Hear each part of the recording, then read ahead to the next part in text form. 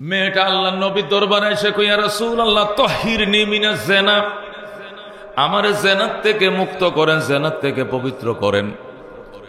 আল্লাহ নবী সাল্লাল্লাহু আলাইহি সাল্লামের দরবারে যখন এই কথা বললো, আল্লাহ নবী মুখটাও দিয়ে ফিরে ফেললেন।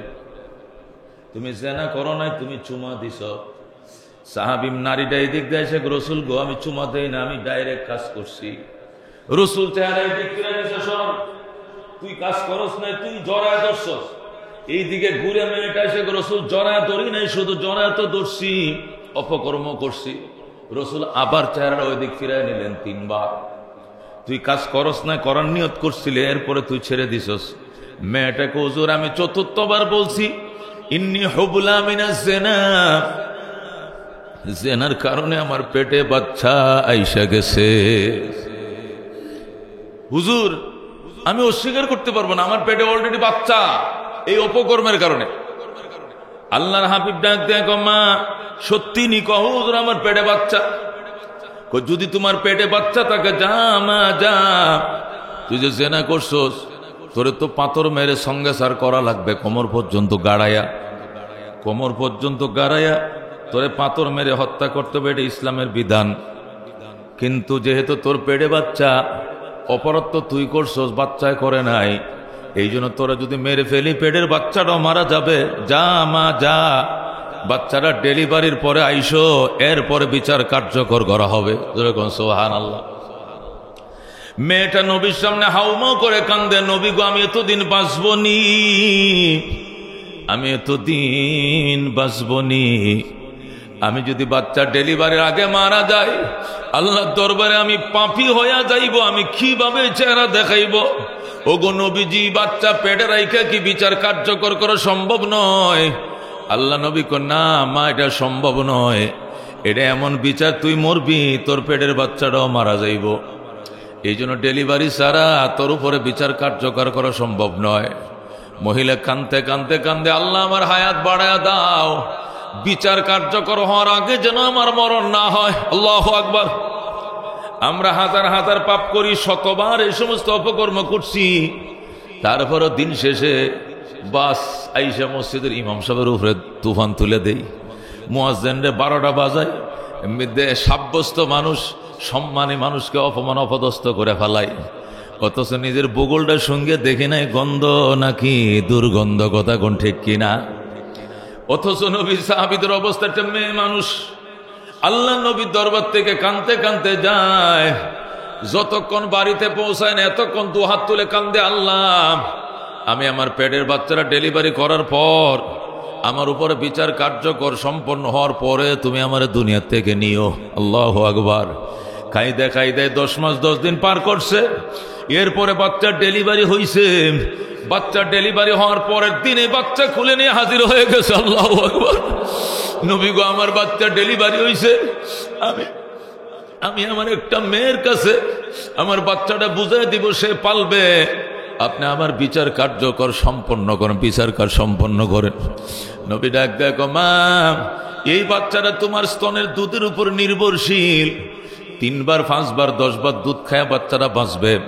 তোমার উপরে যদি বিচার কার্যকর করি, দুধের অভাবে বাচ্চারা মারা যাবে, যতদিন দুধ পান করবে এতদিন তোমার উপরে বিচার কার্যকর করা যাবে না। আল্লাহু আকবার। বাচ্চা যেদিন দুধ খাওয়া ছাড়বে, রুটি খাওয়া শিখবে, আরবরা তো রুটি খায়, যেদিন তোমার বাচ্চা রুটি খাওয়া শিখবে ওই দিন আইসো, এর আগে তোমার উপরে বিচার কার্যকর করা যাবে না। মেয়েটা আবার কান্নাকাটি শুরু করলো, আল্লাহ একটা বাচ্চা 2 বছর 2.5 বছর পর্যন্ত 30 মাস পর্যন্ত দুধ পান করে, আমি বাঁচবনি 30 মাস, নাকি আমি এর ভিতরে মারা যাব? মাবুদ গো আমার এর ভিতরে মরণ দিও না, আমি কলঙ্কের গ্লানি নিয়ে কবরে যাইতে চাই না। জোরে কোন আল্লাহু আকবার। এ বন্ধু, পাপের অনুশোচনা শুনো, সাহাবায়ে কেরামের ঘটনা। পাপের অনুশোচনা এদের ভিতর কেমন ছিল? আল্লাহু আকবার। নবী কয়, যা মা দোয়া করি, তুই যেন বিচার কমপ্লিট হওয়ার পর পবিত্র হয়ে দুনিয়ার থেকে তুই যা, দোয়া করি। মহিলারা যাইয়া চেষ্টা শুরু করছে, যত তাড়াতাড়ি দুধ ছড়ানো যায়, যত তাড়াতাড়ি দুধ ছড়ানো যায়। মাত্র 6 মাসের মাথায় যে বাচ্চা 30 মাস, প্রায় হানাফি মাযহাবে 2.5 বছর দুধ খাওয়ানো যায় 30 মাস। শাফি মাযহাব অনুযায়ী, আহলে হাদিসদের মতামত অনুযায়ী 2 বছর 24 মাস। 24 মাস থেকে 30 মাস পর্যন্ত যে বাচ্চা দুধ পান করে, শরীয়তে তাকে দুধ পান করাইতে বলা হয়েছে। এই মা 6 মাসে বাচ্চাকে রুটি খাওয়ানো শিখায় ফেলাইছে। 6 মাসের ভিতরে ট্রেনিং দিয়ে দেয়া, প্রশিক্ষণ দিয়ে দেয়া, রুটি ভিজায় ভিজায় নরম নরম কইরা একটু একটু রুটি ভাঙ্গা ভাঙ্গা মা বাচ্চার মুখে দিতে দিতে 6 মাসের মাথায় একটু একটু রুটি খাওয়া শিখে ফেলাইছে। আরেকদিন আল্লাহ নবীর দরবারে আইছে, ওই বাচ্চার হাতে সিরা রুটি, তন্দুর রুটি, সিরা রুটি। বাচ্চা রুটি কামড়াইতেছে, মা এই বাচ্চারে খুলে গিয়ে নবীর কাছে আইসা কই, ইয়া রাসূলুল্লাহ তাহিরনি মিনাজ জিনা, ওগো নবীজি আমার জেনার অপকর্ম থেকে পবিত্র করেন, আমার জেনার কলঙ্ক থেকে পবিত্র করেন। নবী কয়, তোর বাচ্চা তো ছোট, আমি বলছি 2 বছর পরে আসবি, তুই এখন কয় মাস হয়েছে? কয় 6 মাস হয়েছে গো নবীজি। ছায়া দেখেন আমার বাচ্চা রুটি খায়, আমার বাচ্চা এখন আর দুধের উপরে নির্ভরশীল নয়। জোরে কোন আল্লাহু আকবার। दुनियाए सदाकत में तेरे नाम रहेगा, सिद्दीक तेरे नाम से इस्लाम रहेगा, दुनियाए अदालत में तेरे नाम रहेगा, फारूक तेरे नाम से इस्लाम रहेगा, दुनियाए सखावत में तेरे नाम रहेगा, आली तेरे नाम से इस्लाम रहेगा। जुर्गुन मरहबा। বন্ধুগণ, আল্লাহ নবী ডাক দেয়, কয় মা মানলাম এখন বাচ্চারা দুধ পান করা লাগবে না, কিন্তু এই বাচ্চাটাকে লালন পালন করবে কে? বাচ্চারা যখন প্রস্রাব করে দেয়, মায়ের শোয় বিজা বিছানায়, মায়ের শোয় বিছানায়, সন্তানরে শোয় শুকনা বিছানায়। ডান বুক ভিজায় ফেললে বাম বুকে নেয়, বাম বুক ভিজায় ফেললে বুকের উপরে আনেন, এরপরে সন্তানকে মাটিতে রাখে না, ফেলে দেয় না। এই মা তোর উপরে যদি বিচার কাজ সম্পন্ন করি, তোর এই কুলের বাচ্চাটা রেখে ফালবো রে। মহিলা এলাকার মা বোনদেরকে অনুরোধ জানায়, ও আনসারি মা বোনের আপনারা কারা গো, আমার বাচ্চাটাকে একটু লালন পালনের দায়িত্ব নেন, আমার বাঁচান, আমি জেনা করছি, আমি এই অপরাধ থেকে পবিত্র হতে চাই। তখন এক আনসারি মহিলা এসে কয়, দে বোন দে, তোর বাচ্চা লালন পালনের দায়িত্ব আমি নিলাম। বলো আল্লাহু আকবার। যখন এক আনসারি মানুষ ওই মহিলা কুলের বাচ্চাটাকে লালন পালনের দায়িত্ব নিল, তখন আল্লাহর হাবিব সাল্লাল্লাহু আলাইহি সাল্লাম বললেন, এবার মহিলাকে নির্দিষ্ট জায়গা নিয়ে যাও। নির্দিষ্ট জায়গা নিয়ে, যেখানে বিচার কার্যকর করা হয়, নির্দিষ্ট জায়গা ছিল মরুভূমিতে, সেখানে নিয়ে গর্ত করছে, কইরা কোমর পর্যন্ত গাড়াইছে, ঘাড়ে মাটি দিয়ে আটকাইছে, আটকায় হাতগুলো শক্ত করে বাঁধছে, মাথার মাথায় মুখোশ পরাইছে, এরপরে কালমা পড়ায়া, তওবা পড়ায়া, কালমা পড়ায়া পাথর মারা শুরু হয়েছে। চারপাশে সাহাবায়ে কেরাম দাঁড়াইছে। আল্লাহু আকবার। এটা ইসলামের বিধান, এটা ইসলামের বিধান। বিধান কার্যকর করার জন্য চারদিকে সাহাবায়ে কেরাম দাঁড়াইছে, সাহাবায়ে কেরামকে সাক্ষী বানায়া। হাজার হাজার নবী সাহাবের সাক্ষীও যখন পাথর মারা শুরু করলো, আল্লাহ নবী কো আমিও সেখানে উপস্থিত ছিলাম। বিচার তো কার্যকর করছি, কিন্তু আমি নবী চোখের পানি রাখতে পারি নাই। নবী কয়, চোখের পানি দিয়ে বুক বাসাইছি, তবু পাথর মারছি, একটু শব্দ নাই, একটু আওয়াজ নাই, বাঁচাও বাঁচাও কয়ে একটু কথাও বলে নাই। বরং মেয়েটা বলতেছে, আল্লাহ মাফ করো, মাফ করো, মাফ করো, আমি স্বেচ্ছায় শাস্তি মেনে নিলাম, তবু আমি জাহান্নাম থেকে মুক্তি চাই, মাফ করো বলে মেয়েটা কাঁদতেছিল। আল্লাহ নবী বলেন, হঠাৎ করে দেখে খালিদ বিন ওলীদ রাদিয়াল্লাহু তাআলা আনহু, তিনি মুসলমান হয়েছে কয়েকদিন আগে খালিদ বিন ওলীদ মুসলমান, সে নতুন মুসলমান। খালিদ বিন ওলীদ আইসে, নবী গো আমি একটা পাথর মারতাম নি। আমার বাবা, পাথর তো মারাই লাগবে, কিন্তু কলিজায় তো মানে না, কিন্তু ইসলামের বিধান মারাও তো লাগে। হযরত খালিদ বিন ওলীদ একটা বড় পাথর মারছে, মেয়েটার মাথার তার আগের তাল্লার মাথায় পড়ছে। হাদিসের মধ্যে আছে, খালিদ বিন ওলীদ শক্তিশালী ছিলেন সাহাবী, জীবনে কোনো যুদ্ধে পরাজয় কাকে বলে সে দেখে নাই। খালিদ বিন ওলীদকে আমি সজোরে একটা পাথর যখন মেয়েটার কল্লা বেড়ায় মারছে, টাস করে কল্লাটা 2 টুকরা হয়ে গেছে।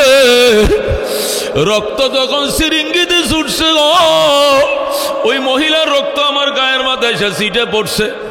যেই মাত্র মেয়েটার রক্ত আমার গায়ে পড়ছে, হযরত খালেদ কো আমি ভুলবশত বইলে ফেলেছি, সি সি সি সি, এই নষ্ট মেয়ের রক্ত আমার গায়ে পড়ছে। যেই মাত্র আমি সি সি বললাম, আমি একটু অপছন্দ করলাম, এই রক্তটা আমার গায়ে কেন পড়লো। আল্লাহ নবী আর চোখের পানি ধরে রাখতে পারে না। খালেদ, খালেদ তুই কি কইলি? খালেদ তুই কি কইলি? খালেদ তুই কি কইলি? এটা নষ্ট রক্ত নয়, এটা মিশকের চেয়ে দামি রক্ত, এটা মিশকের চেয়ে পবিত্র রক্ত রে খালেদ।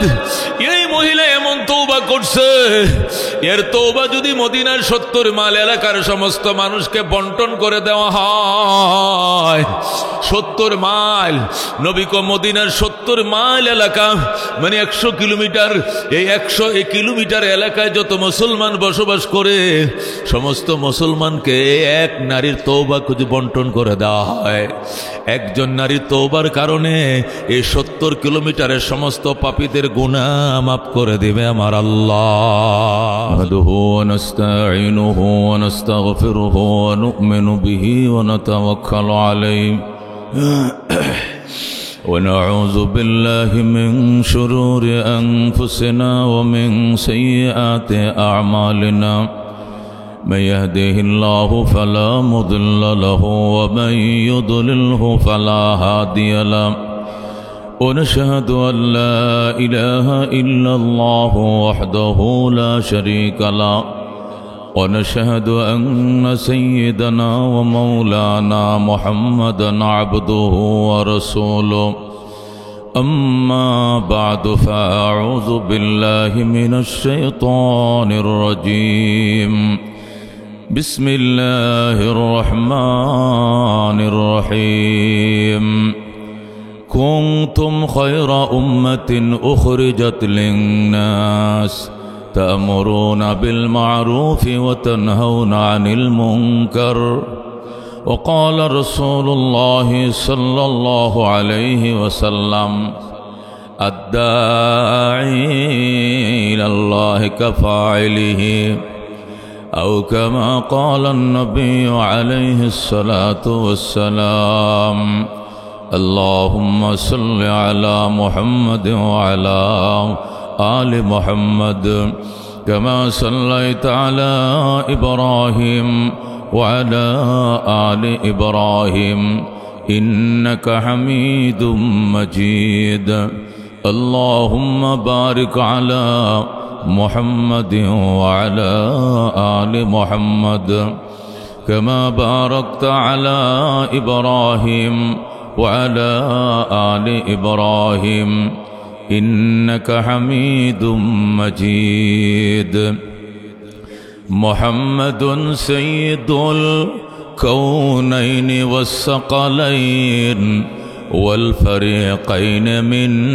عرب ومن عجم بلغ العلا بكماله كشف الدجى بجماله حسنت جميع خصاله صلوا جاءت لدعوته الأشجار ساجدة تمشي إليه على ساق بلا قدم بلغ العلا بكماله كشف الدجى بجماله حسنت جميع خصاله صلوا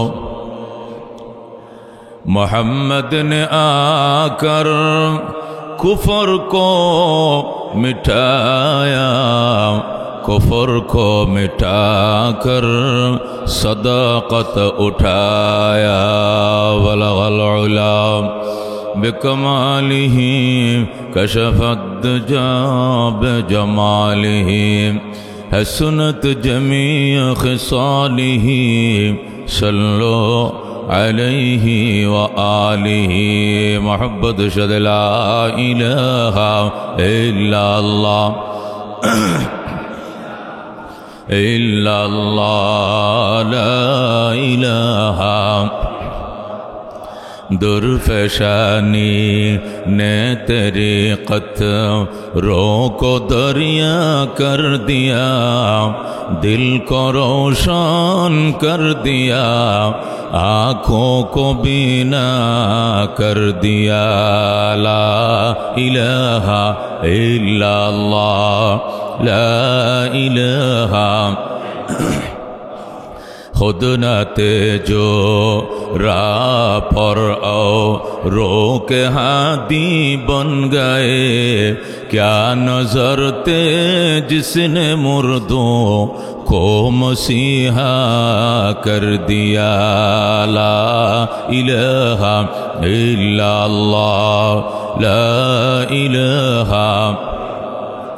दुर्गा दरगा गैरुल्लाह, बाजार माजार गैरुल्लाह। ला इलाहा, ला इलाहा। আসমান জমিন গৈরুল্লাহ, চন্দ্র সূর্য গৈরুল্লাহ। লা ইলাহা ইল্লাল্লাহ, লা ইলাহা ইল্লাল্লাহ, মুহাম্মাদুর রাসূলুল্লাহ সাল্লাল্লাহু আলাইহি ওয়াসাল্লাম। মুআজ্জাজ মুকাররম মুসল্লিন کرام, রব্বুল আলমিনের দরবার অসংখ্য শুকরিয়া। বাঁচিয়ে রেখেছেন, সুস্থ রেখেছেন, অবসর রেখেছেন। খোদার হুকুম নামাজ আদায় যে করা লাগে এই বুঝটুকু এখনো দেমাগের ভিতরে ঢুকিয়ে রেখেছেন। বহু আল্লাহর বন্দা নামে খ্যাত, সে বলে আমি আল্লাহর গোলাম, সে মাত্র সেলুনে যায় শেভ করার জন্য। মানুষ আজান দেয় মসজিদে আহে, তার ঘুম ভাঙছে, সে সেলুনে যায়। সেলুনে যায় যখন নামাজ শুরু হবে তখন বলবো একটু মেসেজ করে দে, কথা ঠিক কিনা? এদিক দিয়ে চলবে একামত, ওই দিক দিয়ে চলবে মেসেজ। এও তো মুসলমান, কথা কন, এও তো মুসলমান। এই মুসলমানের দ্বারা নিজেরও লাভ নাই, সমাজেরও লাভ নাই, দুনিয়াতেও লাভ নাই, পরকালে লাভ নাই। নিজের আপনজন, আত্মীয় স্বজন, ফ্যামিলির সদস্যরা, প্রজন্মরা কিছুই পাবে না, কথা কন ঠিক কিনা? পুরা প্রজন্ম দেখে দেখে, যে আমার বাপেও তো দেখছি শুক্রবারে এই শেষ বয়স পর্যন্ত দেখেছি, 12টায় তো ঘুম থেকে উঠতো, আজান দিছে, মানুষ যায় মসজিদে, আমার বাপে যায় হোটেলে, না হইলে টয়লেটে, না হয় সেলুনে। এগুলো প্রজন্মরা শিখবে, প্রজন্ম শিখবে। এই জন্য এগুলো বলতে হবে, বুঝাইতে হবে। আল্লাহকে কুনতুম খায়রা উম্মাতিন, তোমরা শ্রেষ্ঠ উম্মত, উখরিজাত লিন্নাস, মানুষের কল্যাণের জন্যই তোমাদেরকে আমি পাঠাইছি। মানুষের কল্যাণের জন্য। ইমানদার বলা হয় না শুধু, ইমানদার হলে ইমানের ভিত্তিতে যে কল্যাণ তার জন্য তুমি করবা। বেঈমান হলে বেঈমানরাও তোমার দ্বারা যেন কোনো অনুপকৃত না হয়, ক্ষতিগ্রস্ত না হয়। আল মুসলিমু মান সালিমাল মুসলিমুনা মিন লিসানিহি ওয়া ইয়াদি। আল্লাহ নবী বলেন, সেই তো প্রকৃত মুসলমান যার হাতে, যার মুখে, যার আচার আচরণে, অঙ্গ প্রত্যঙ্গে অন্য মুসলমান কোনোদিন উপকার হওয়া ছাড়া কষ্ট পায়, প্রশ্নই আসে না, ঠিক না? আমি যদি কার উপকার করতে না পারি, জীবনেও তার অপকার করব না। আমি একটা মানুষের উপকার করতে না পারলে অন্তত অনুপকার থেকে বিরত থাকব। কুওতে নে কিনা দারি বদমকুন, বরবজুদে খুদ সে তেমবে হদমকুন। আল্লাহর ওলি বলেন, নেক কাজের ক্ষমতা যদি না রাখো, অন্তত বদ কাজ করিও না, খারাপ কাজ করিও না। নিজের উপরে নিজে আগুন জ্বালাইও না, নিজের উপরে নিজে ইনসাফ করো। যদি বদকাম করো, পরের ক্ষতি আর কি হবে? নিজে সুম্মা নুসলিহি জাহান্নাম। আল্লাহ বলেন, সুম্মা নুসলিহি জাহান্নাম, অতঃপর আমি দগ্ধ করব জাহান্নামের আগুনে। জোরে কর নাউযুবিল্লাহ। এই জন্য বন্ধু, নিজের হাত, নিজের মুখ, নিজের আচার আচরণ, অঙ্গ ভঙ্গিমায় কোনো অবস্থাতে অন্য মুসলমান কেন, যে কোনো ইনসান কষ্ট পাবে না। সাহাবায়ে কেরামের চিন্তা ছিল, মানুষ তো দূরের কথা, এটা পশু পর্যন্ত, এটা পাখি পর্যন্ত আমার দ্বারা কষ্ট পাইলে আমার রেহাই নাই। হযরত ওমর অর্ধেক জাহানের বাদশাহ, রাত্রে আল্লাহর দরবারে কান্ত, আল্লাহ আমার এই 2,55,00,000 বর্গমাইল এরিয়ার ভিতরে যদি কোনো কুকুর পর্যন্ত না খায়া ঘুমায়, এই জন্য অর্ধজাহানের বাদশা ওমরকে হিসাবের কাঠগড়ায় দাঁড়ায় জবাব দিতে হবে। 2,55,00,000 বর্গমাইলের পৃথিবী, কি মনে করছেন মুসলমান? সিংহ আর হরিণ একসাথে গালের সাথে গাল মিলাইয়া নদীর ঘাটে পানি পান করত। হরিণ সিংহরে বলতো, সিংহ মামা, আগে তো আপনাদের অত্যাচারে জঙ্গলে থাকতে পারে না, শুধু দাবড়াইছে না, দৌড়াইছে না, দূরে দূরে খাইছেন। এখন আমি তো পরেজগার কেমনে হইলেন? ওমরের শাসন চলছে, কথা কম ক। আল্লাহু আকবার। ওমরের শাসন চলছে। যদি ওমর মদিনার থেকে মাইন্ড করে আমাকে ধরে অ্যারেস্ট করে বিচারের কাঠগড়ায় দাঁড় করাবে, ওমরের শাসন সহার ক্ষমতা বনের সিংহর নাই। মুসলমান কি ইনসাফটা তারা কায়েম করছে, কি ভয়টা ছিল তাদের ভিতরে। জিজ্ঞাসা করতো, ওমর এই কুকুরের দাম বেশি না তোমার দাম বেশি? ওমর বলতেন, যদি ঈমান নিয়ে কবরে যাওয়ার সুযোগ হয় রে দুস্থ, ঈমান নিয়ে যদি কবরে যাইতে পারি রে বন্ধু, তাহলে কুকুরের সে আমি দামি। আর ঈমান যদি মৌতের টাইমে নসিব না হয়, তাহলে কুত্তার সেও আমি কপাল পোড়া।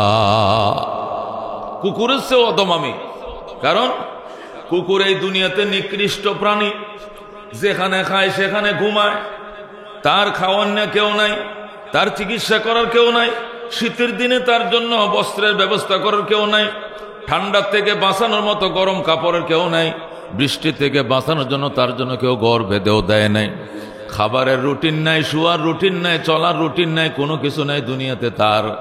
তারপরে মরার পর কবর তার জন্য গাড়া হবে না, মরার পর তার জন্য হিসাব নিকাশ হবে না। আল্লাহ শুধু বলবেন, কুনু তুরাবা। মনে কষ্ট নিও না রে প্রাণী জগৎ, জান্নাত যেমনে রাখে নাই, জাহান্নামও তোমাদের জন্য রাখে নাই। তোমরা মাটির সাথে মিশে যাও। আল্লাহু আকবার। যখন দেখবে আমার গৃহপালিত পশু, আমার গৃহপালিত পাখি, আমার পালা পোষা বিড়াল মাটির সাথে মিশে গেছে, আর আমার জাহান্নামের ফেরেশতারা হ্যান্ডকাপ লাগাইছে, ওই সময় মালিক বলবে, হায়, মানুষ কুলে জন্ম না নিয়ে যদি কুকুর জন্ম নিতাম, বিড়াল জন্ম নিতাম, তাহলে আজকে জাহান্নামের দারোগারা আমার হ্যান্ডকাপ লাগাইতো না, জাহান্নামে যাওয়া লাগতো না। জান্নাত না পাইলেও জাহান্নাম থেকে তো রক্ষা পাইতাম।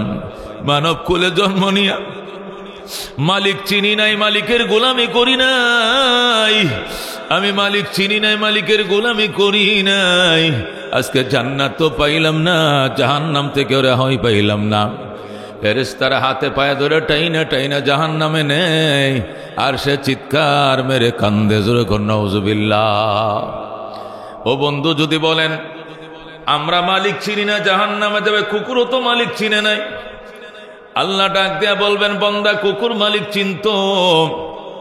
কুকুরকে যদি কেউ এক বেলা ভাত খাওয়াইছে, 2 বেলা খাওয়াইছে, আদর করছে, নিজে খায়া কাঁটাগুলো বিড়াল রে খাওয়াইছে, এই বিড়াল ওই বাড়ির থেকে কোনোদিন যায় নাই। সে যারে মালিক ভাবতো, এই মালিক অনেক সময় তারে মারছে, প্রহার করছেও।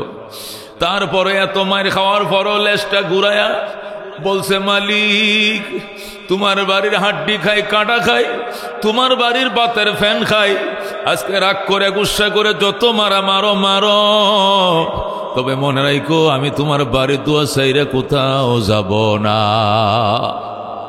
যায় নাই? এই যে মাইরা আরেক বাড়ির গাঁটলায় রাইখে আইছেন, এরপরেও কুকুর আইসে গেছে। কতক্ষণ ঠিক কিনা? ও বন্ধু, ওই দিন আমি কই সাহেব প্রতাপ, নরসিংদী সাহেব প্রতাপ মেন রোডের উপরে বিরাট একটা মাদ্রাসা, বাস স্ট্যান্ডের পাশে বড়, গত 2 রাত আগে মনে হয় বয়ান করতে, খেতে বসলাম তো দেখি যে বড় হুজুরের পাশে বিড়াল। মাদ্রাসা তো বিড়াল থাকে না, বাসা বাড়িতে থাকে, গ্রামে থাকে। ও হুজুর, এটা আমি জেনে যাই, বাথরুমে গেলে দরজা দাঁড়ায় থাকে যায়। কারণ কি? ওই যে কাঁটাটি খাওয়াই আমি, টোটো চুপচাপ কাঁটা কোটা আমি খাওয়াই, বাথরুমে গেলে দরজায় দাঁড়ায় থাকে, ঘুমাইতে গেলে ঠিক দরজা বসে কোথাও যাবে না। ও বন্ধু, একটু কাঁটা খায় বলে একটু কাঁটা খায়, তুমি কাঁটা তো আর তুমি খাইতে পারো না, মাছটা তো ঠিকই তুমি খায় ফেলো, কাঁটাগুলো বিড়ালকে দাও। যেটা তুমি খাইতে পারবা না, গলায় লাগবে। এই ডাস্ট যেটা করবা, ফেলা যারা দিবা, ডাস্টবিনে না ফেলে তুমি প্রাণীরা খাওয়াইলা।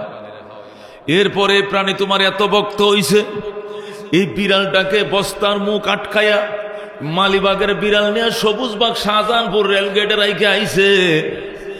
মালিক বাড়িতে যাওয়ার আগে বিড়াল কোত্থেকে কিভাবে যেন আবার মালিকের বাড়িতে চলে আইছে। আল্লাহ ডাক দেখো, একটা বিড়াল যারা মালিক মনে করতো তার পিছনে কিন্তু সে আইতো। কুকুর যা তার উপরে এহসান করতো সে তার পিছনে নাই। ইন্নাল ইনসানা লিরাব্বিহি লাকানুত। আফসোস, মানুষ তার রবের বড় নিমক হারাম। সারাদিন রবেরটা খায়, রবেরটা ফিন্দে ভুক করে রবের। সন্ধ্যাবেলায় ন্যাংটার দরবারে যায়, কয় বাবা কেউ ফিরে না খালি হাতে, ন্যাংটারে তোর দরবারে। জোরে কর নাউজুবিল্লাহ। আছে কিনা এরকম কপাল পোড়া? আল্লাহ কয় ইন্নাল ইনসান লিরাব্বিহি লাকানুত। নিশ্চয় মানুষ তার রবের বড়ই নিমক হারাম। ওরে দোস্ত, একটা ইলিশ মাছ তুমি খাইতে বইলে মাথায় দিছে আল্লাহ এক সাত, পেটির মাথায় আরেক সাত, লেজের মাথায় আরেক সাত, মাঝখানে আরেক সাত। এত সাত যে মালিক দিছে, ওই মালিকের জিনিস খাই ওই মালিকরে চিনলা না, ওই মালিকরে মানলা না। নামাজের টাইম যায়, মুসলমানের খবর নাই। নবী ডাক দেয়া কয়, মাছের জন্য পানি যেমন, মাছের জন্য পানি যেমন, ইমানদারের জন্য মসজিদ তেমন। যেরকম আল্লাহু আকবার। মাছ যেরকম পানি পায় শান্তি পায়, মুসলমান ইমানদার মসজিদে যায় ও শান্তি পায়। কথা ঠিক কিনা? অথচ এই মুসলমান আল্লাহু আকবার বলে আজান চলছে, হাইয়া আলাস সালাহ, আসো কল্যাণের দিকে, হাইয়া আলাল ফালাহ, আসো কল্যাণের দিকে খবর নাই। বরং 24 ঘন্টা কার ক্ষতি করা যায়, কার বদনাম করা যায়, কার ঘায়েল করা যায়, এই চিন্তায় 24 ঘন্টা ছিল মুসলমান। নিজের দুষ্টুটি জীবনেও নিজের চোখে পড়ে নাই। ঠিক কিনা? নিজে যে কত দোষী, বগলের নিচের সঙ্গে দেখেও গন্ধ আছে না নাই? মানুষের গন্ধ নিয়ে তুমি দৌড়াও, তোমার বগলটা নিচের সঙ্গে দেখো গন্ধ করে কিনা বাজান? কার গন্ধ তুমি খোঁজো? সাহাবায়ে কেরামের প্রশংসা, আল্লাহর কোরআন ভরা এমন কোনো পৃষ্ঠা নাই যেখানে নবীর সাহাবীদের প্রশংসার কথা নাই। কেন সাহাবায়ে কেরাম সারা জীবন নিজের প্রশংসা করে নাই? আল্লাহর প্রশংসা করছে, মানুষের কল্যাণ করছে। আল্লাহ কয় ওয়ায়ুসিরুনা আলা আনফুসিহিম ওয়ালাউ কানা বিহিম খাসাসা। সাহাবায়ে কেরাম অন্যদেরকে নিজেদের উপরে প্রাধান্য দিত, যদিও বা নিজেদের পেটে পাতা পাথর, নিজেদের পেটে পাথর বাঁধা, এরপরেও নিজে না খায়া তার ভাইরে তার বন্ধুরে খাওয়াইছে। সুবহানাল্লাহ। একটা অপরাধ করে যতক্ষণ পর্যন্ত এই অপরাধটা মাপ না করাইতে পারছে, দিলে সাক্ষী দিছে না যে অপরাধটা মাপ হইছে, এতক্ষণ পর্যন্ত কানছে। বিনা খাবারে বিনা গোসলে সে কানছে একটানা। যখন দিলে সাক্ষী দিছে হয়তো বা আল্লাহ আমার এই অপরাধটা ক্ষমা করে দিছে, এরপরে সে ক্ষান্ত হয়েছে, এর আগে সে ক্ষান্ত হয় না, এর আগে সে ক্ষান্ত হয় নাই। অনবরত কেঁদেছে।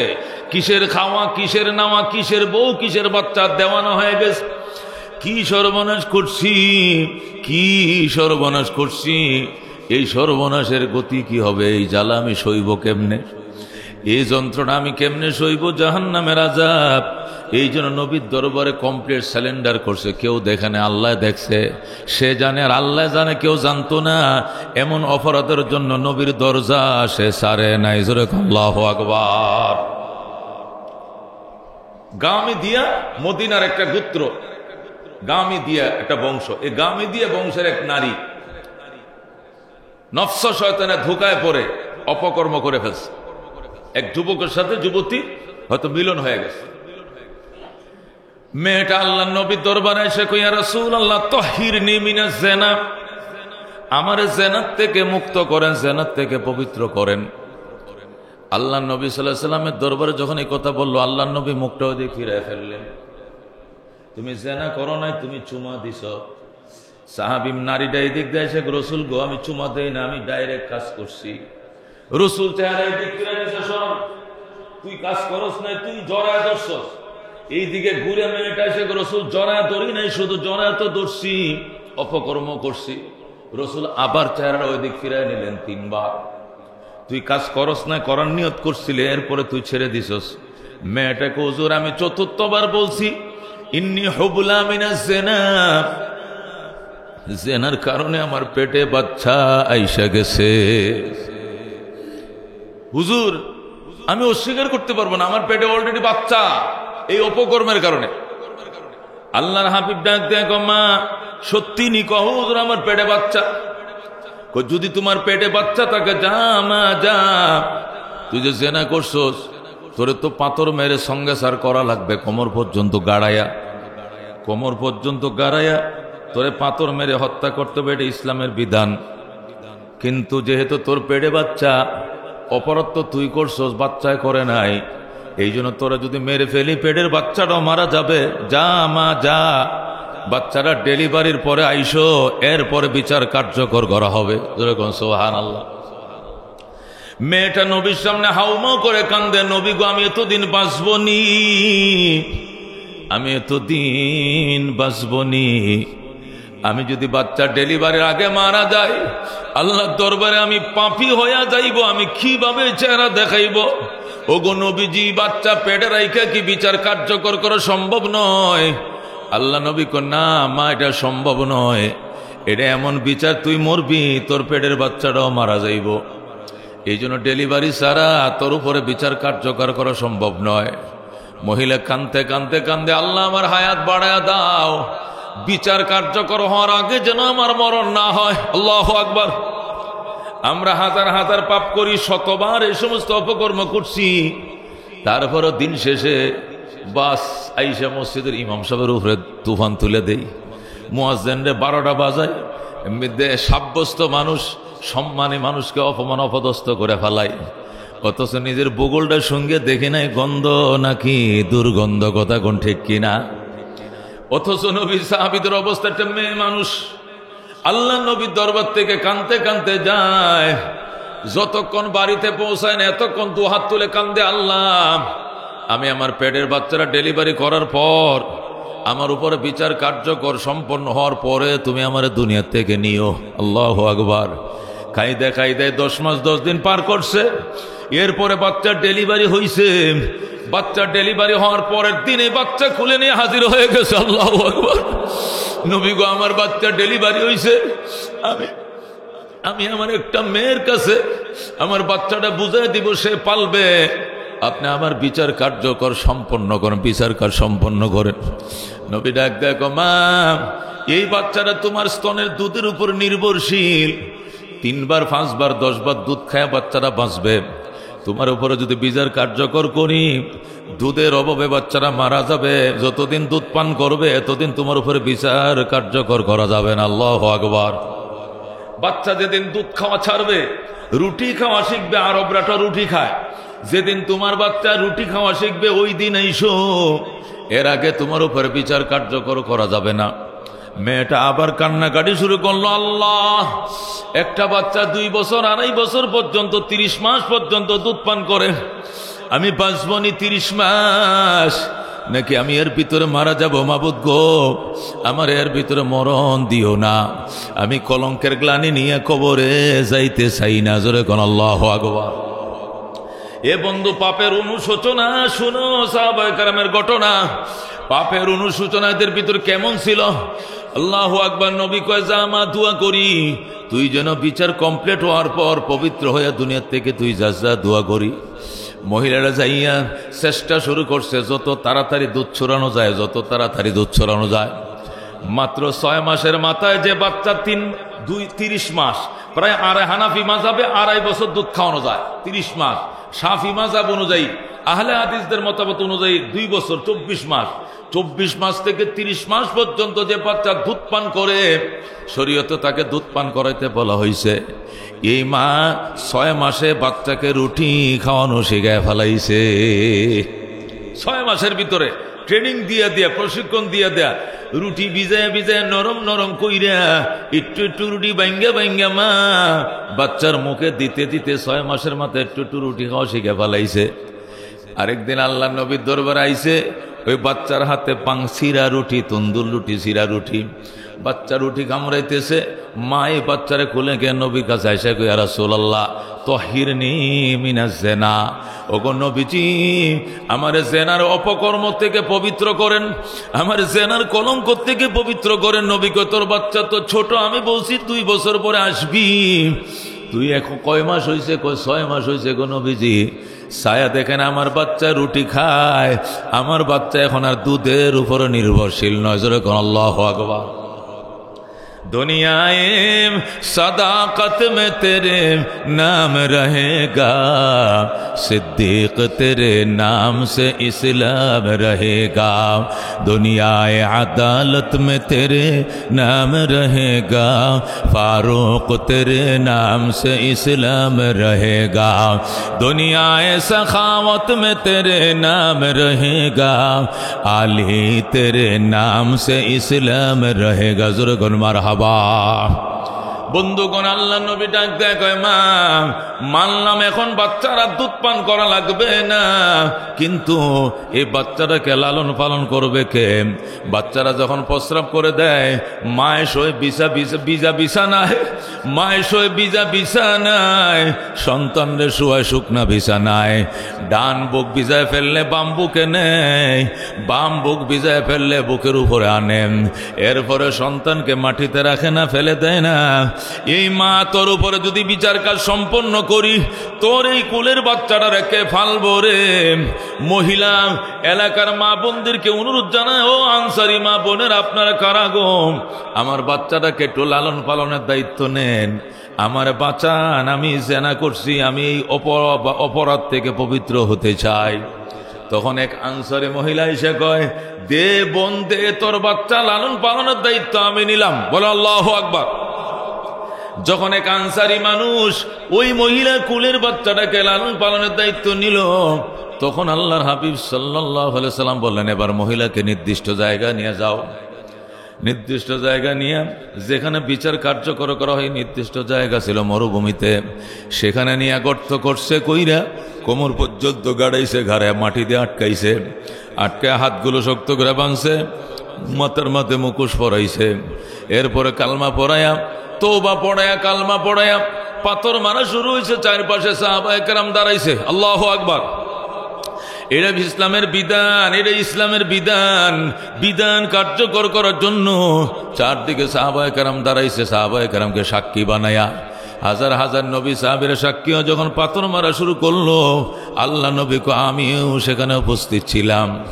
বিচার তো কার্যকর করছি, কিন্তু আমি নবী চোখের পানি রাখতে পারি নাই। নবী কয় চোখের পানি দিয়ে বুক বাসাইছি, তবু পাথর মারছি। একটু শব্দ নাই, একটু আওয়াজ নাই, বাঁচাও বাঁচাও কয়ে একটু কথাও বলে নাই, বরং মেয়েটা বলতেছে, আল্লাহ মাফ করো, মাফ করো, মাফ করো, আমি স্বেচ্ছায় শাস্তি মেনে নিলাম, তবু আমি জাহান্নাম থেকে মুক্তি চাই, মাফ করো বলে মেয়েটা কাঁদতেছিল। আল্লাহ নবী বলেন, হঠাৎ করে দেখি খালিদ বিন ওলীদ রাদিয়াল্লাহু তাআলা আনহু, তিনি মুসলমান হয়েছে কয়েকদিন আগে খালিদ বিন ওলীদ মুসলমান, সে নতুন মুসলমান। খালিদ বিন ওলীদ আইসে, নবী গো আমি একটা পাথর মারতাম নি। আমার বাবা পাথর তো মারাই লাগবে, কিন্তু কলিজায় তো মানে না, কিন্তু ইসলামের বিধান মারাও তো লাগে। হযরত খালিদ বিন ওলীদ একটা বড় পাথর মারছে, মেয়েটার মাথার তার আগের তাল্লার মাথায় পড়ছে। হাদিসের মধ্যে আছে, খালিদ বিন ওলীদ শক্তিশালী ছিলেন সাহাবী, জীবনে কোনো যুদ্ধে পরাজয় কাকে বলে সে দেখে নাই। খালিদ বিন ওলীদকে আমি সজোরে একটা পাথর যখন মেয়েটার কল্লা বেড়ায় মারছে, টাস করে কল্লাটা 2 টুকরা হয়ে গেছে, রক্ত যখন সিরিঙ্গিতে ছুটছে, ওই মহিলার রক্ত আমার গায়ের মাথায় এসে ছিটে পড়ছে। যেই মাত্র মেয়েটার রক্ত আমার গায়ে পড়ছে, হযরত খালিদ কে আমি ভুলবশত বইলে ফেলাইছি, সি সি সি সি, এই নষ্ট মেয়ের রক্ত আমার গায়ে পড়ছে। যেই মাত্র আমি সি সি বললাম, আমি একটু অপছন্দ করলাম, এই রক্তটা আমার গায়ে কেন পড়লো। আল্লাহ নবী আর চোখের পানি ধরে রাখতে পারে না। খালিদ, খালিদ তুই কি কইলি, খালিদ তুই কি কইলি, খালিদ তুই কি কইলি। এটা নষ্ট রক্ত নয়, এটা মিস্কের চেয়ে দামি রক্ত, এটা মিস্কের চেয়ে পবিত্র রক্ত রে খালেদ। এই মহিলা এমন তওবা করছে, এর তওবা যদি মদিনার 70 মাইল এলাকার সমস্ত মানুষকে বন্টন করে দেওয়া হয়, 70 মাইল নবী কো মদিনার 70 মাইল এলাকা মানে 100 কিলোমিটার, এই 100 কিলোমিটার এলাকায় যত মুসলমান বসবাস করে সমস্ত মুসলমানকে এক নারীর তওবা যদি বন্টন করে দেওয়া হয়, একজন নারীর তওবার কারণে এই 70 কিলোমিটারের সমস্ত পাপীদের গুনাহ মাফ করে দিবে আমার আল্লাহ। আর এই মেয়েটার গায়ে পাথর মারছো আর সিটা রাখছে রক্ত তোর গায়ে, এই জন্য তুমি অপছন্দ করছো, বলছো সি সি নষ্ট রক্ত। খালেদ কো সরি মাফ করে দেন হুজুর, বুঝতে পারি না। আল্লাহু আকবার। শহীদের রক্তর চেয়েও দামি, শহীদের রক্তর চেয়েও দামি তওবার রক্ত। জোরে কোন আল্লাহু আকবার। আল্লাহ নবী বলেন তাইবু বিনা যামবে কামাল্লা যামবা লাহু, গুনাহ করে যারা তওবা করে তারা এমন নিষ্পাপ হয় যেন সে জীবনে গুনাহই করে নাই। জোরে আল্লাহু আকবার। এমন নিষ্পাপ আল্লাহ বানায় যেন সে গুনাহই করে নাই। ক্বালা রাসূলুল্লাহ সাল্লাল্লাহু আলাইহি ওয়াসাল্লাম আত-তাইবু মিনাজ যামবি কামাল্লা যামবা লাহু। রাহমাতুল লিল আলামিন বলেন গুনাহ থেকে যারা তওবা করে খাঁটি মনে, এমন নিষ্পাপ আল্লাহ তারে করে যেন সে গুনাহই করে নাই। জোরে আল্লাহু আকবার। আরে তওবার জন্য 3টা শর্ত। 1 নম্বরে জীবনে পাপ করব না বলে সংকল্প প্রকাশ করা, সংকল্পবদ্ধ হওয়া, প্রতিশ্রুতি দেওয়া আল্লাহকে, আল্লাহ তুমি বাঁচায় রাখলে আমি তওবা করছি, আমি প্রতিশ্রুতি করছি জীবনে তওবা আর গুনাহ করব না, গুনাহ করব না বলে সংকল্প প্রকাশ করা। 2 নম্বরে যে গুনাহ জীবনে করছিলাম এর জন্য অত্যন্ত অনুতপ্ততা প্রকাশ করা, নিজেকে অত্যন্ত ছোট বানানো, অসহায় মনে করে বলে আল্লাহ নফস শয়তানের দোকায় পরে গুনাহ করে ফেলছি। যখন গুনাহটা করছিলাম তখন এই অনুশোচনা দিলের ভিতরে ছিল না, শয়তান আমাকে উদ্বুদ্ধ করছে। আমি অত্যন্ত লজ্জিত, আমি অত্যন্ত দুঃখিত, আমি অত্যন্ত ব্যথিত। গুনার কথা মনে হইলে আমার হৃৎপিণ্ড কম্পন তৈরি হয়ে যায়, আমার কলিজা কাঁপে, এর প্রাচিত্য আমি বুক করার ক্ষমতা রাখি না। আল্লাহ তোমার জাহান্নামের 1 মিনিটের শাস্তি সহ্য করার ক্ষমতা আমার নাই, এই জন্য আমি অত্যন্ত দুঃখিত গো, আমারে মাফ করে দাও। জীবনে গুনাহ করব না, গুনার উপরে অনুতপ্ততা প্রকাশ করা।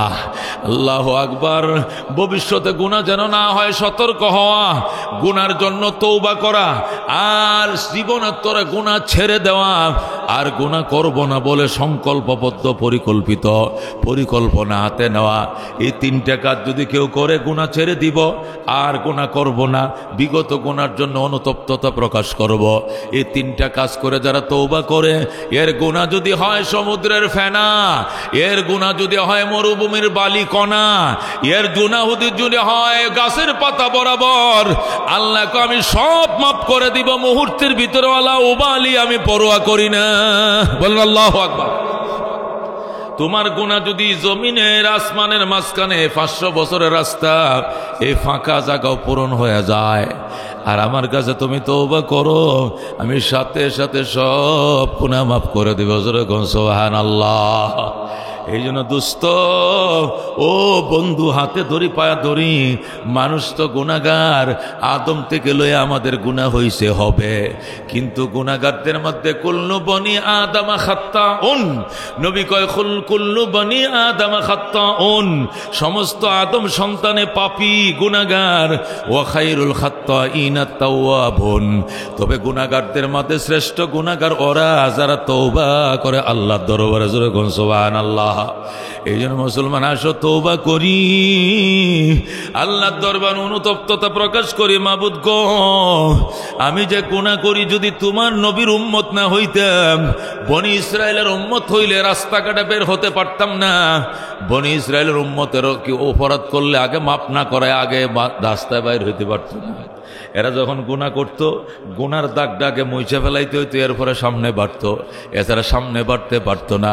কিন্তু এই উম্মত হাজার হাজার গুনাহ নিয়েও সামনে আগায়। বনি ইসরায়েল মনে করেন এই জামাটা, নতুন জামাটা বানায় পড়ছি, এর মধ্যে একটু গোবর লেগে গেছে, এখানে একটু গোবর, বনি ইসরায়েলের জন্য হলো জামাটা খোলো, খুইলে প্লেট নাও অথবা চাকু নেও, নিয়ে যতটুক জায়গায় ময়লা লাগছে কাপড়টা কাটো, কাটার পরে এটা তালি দেও, জোড়া দেও, এরপরে এটাতে নামাজ পড়ো। এইটাকে 7 বার কেন 3 7 21 বার দইলেও পবিত্র হবে না। কি কঠিন বিধান ছিল। যেখানে গোবর লাগছে এটা ধুইতে হইব, চামড়া লাগলে চামড়াটা আশায় ফেলতে হইব। এদের জীবন যে কত কষ্টের ছিল, যেমন কুকুর এরকম মুগুর, যেরকম মাথা এমন ছিরুনি। এরা ছিল কট্টর, এদের বিধানে ছিল কট্টর। 1 কেজি গোস্ত আনছে বাজার থেকে, কয় কেজি? 1 কেজি গোস্ত আনছে বাজার থেকে, আধা ঘন্টা লাগছে গোস্তটাকে পবিত্র করতে। ওমা পবিত্র কি? এখানে যদি একটা কণা চর্বির কণাও থাকে গোস্তটা হারাম। এই জন্য আইনে চাকু লইয়া দা লইয়া এই গোস্তর থেকে চর্বিগুলো একদম খুঁটে খুঁটে আলাদা করছে, করে এগুলো ফেলে দেওয়ার পরে গোস্তটা ফাঁকাইছে, এরপরে খাইছে। আর আমরা তো 3 কেজি গোস্ত কিনলে 1 কেজি চর্বি থাকে, কথা কোন ঠিক কিনা? চর্বি শুদ্ধ সুন্দর করে নতুন আলু দিয়া ফাঁকাও, মেহমান দাওয়াত দিছি। বনি ইসরায়েলের জন্য চর্বি খাওয়া বড় কঠিন ছিল। জীবনভর গাভী ফালছে, কিন্তু দুধ খায়া দেখতে পারে না, দুধ খাওয়া তাদের জন্য ছিল হারাম। যেরকম আল্লাহু আকবার। গোবর লাগছে, জামা ধুইতে হবে, আমরা পবিত্র, কিন্তু তাদের ধুইলে হবে না, জামাটা কাইটে ফেলতে হবে। ও মুসলমান, কি কঠিন বিধান ছিল তাদের। গুনার চিহ্ন পর্যন্ত নিশ্চিহ্ন না করা ছাড়া সামনে আগাইতে পারতো না। যদি আগাইতো আসমান থেকে ঠাডা পড়তো, আসমান থেকে পাথর পড়তো তাদের মাথায়। রাস্তাঘাটে বের হতে পারে নাই, গুনার থেকে মাপ না চায় উপরের দিকে তাকাইতে পারে, নিচের দিকে চায় থাকতো। আর উম্মতে মুহাম্মাদিয়া হাজার হাজার পাপ করে বুক টান দিয়া রাস্তাঘাটে হাঁটে, কথা কোন ঠিক কিনা? আর কয় রজব আলীর চরিত্র ফুলের মতো পবিত্র, নামাজ পড়ে না 1 ওয়াক্ত, গাঞ্জা খায় 5 ওয়াক্ত, ফুলের মতো পবিত্র রজব আলীর চরিত্র, কথা কোন ঠিক কিনা? কি সুন্দর নির্বাচনে বুটটা চাইতাছে, বুট চাইতাছে। আমগো মেম্বরের চরিত্র ফুলের মতো পবিত্র, নামাজ পড়ে না 1 ওয়াক্ত, গাঞ্জা খায় 5 ওয়াক্ত, তকবীরুল্লাহর সাথে গাঞ্জা খায় 5 ওয়াক্ত, আবার ফুলের মতো পবিত্র। বনি ইসরায়েল যদি এমন মিছিল করতো, সবটির উপর একসাথে ঠাডা পড়া খোদায় মাটির সাথে মিশায় ফেলাইতো। কিন্তু রহমতুল্লিল আলমিনের উম্মত হওয়ার বরাতে বাইচা গেলা, কথা কোন ঠিক কিনা? मोहम्मद मुस्तफ़ा जाने खुदा को, खुदा जाने मोहम्मद मुस्तफ़ा को, जहाँ तक है रुबूबियत खुदा का, वहाँ तक है नबूवत मुस्तफ़ा का। ज़रा कहो सुभान अल्लाह। रसूल को एगुलो आमार उसिलाय, आमार उसिलाय उम्मत बेचे गेले, नबी चिनले ना। आल्लाहु আকবার। इस नबी चिनছি কিনা, চিনছি কারা চিনছেন? হাত বাড়ান। আল্লাহ তোমার নবীর হাতের কাউসারের শরবত পান করাইও, বলেন আমিন। আল্লাহ তোমার হাবিবের শাফাত ভিক্ষা দিও, কাউসারের শরবত পান করাইও, জোরে কোন আমিন।